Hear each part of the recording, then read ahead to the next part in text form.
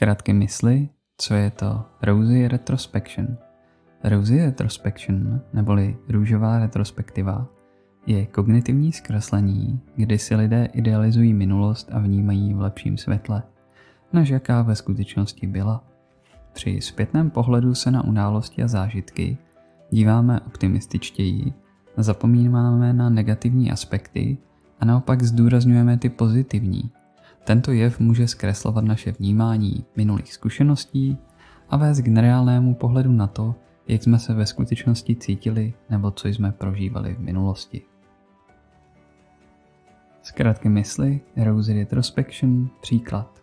Představme si, že Karel vzpomíná na svou poslední dovolenou u moře.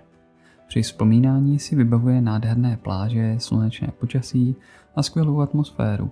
Zcela však zapomíná na nepříjemnosti, jako byly dlouhé čekací doby na letišti, nepohodlný hotel nebo hádka s partnerkou.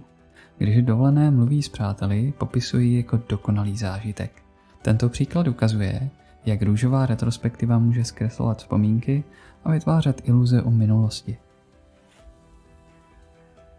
Zkrátky mysli, Rosy Retrospection, jak vzniká. Rosy Retrospection vzniká díky naší přirozené tendenci vybírat si z minulosti především pozitivní zážitky a potlačovat nebo zapomínat ty negativní. Tento jev je podporován emocemi, které si s danými zážitky spojujeme. Pozitivní vzpomínky mají tendenci přetrvávat déle a jsou intenzivnější. Navíc se naše paměť časem mění a je náchylná k rekonstrukcím, což může vést k tomu, že si minulost idealizujeme a zapomínáme na její složitosti. Zkrátky mysli, Rosy Retrospection, na co si dát pozor. Růžová retrospektiva může vést k tomu, že budeme nostalgicky vzpomínat na minulost a podceňovat současné situace, což může negativně ovlivnit naše rozhodování a vnímání přítomnosti. Je důležité si uvědomit, že naše vzpomínky nejsou vždy přesné a mohou být zkreslené.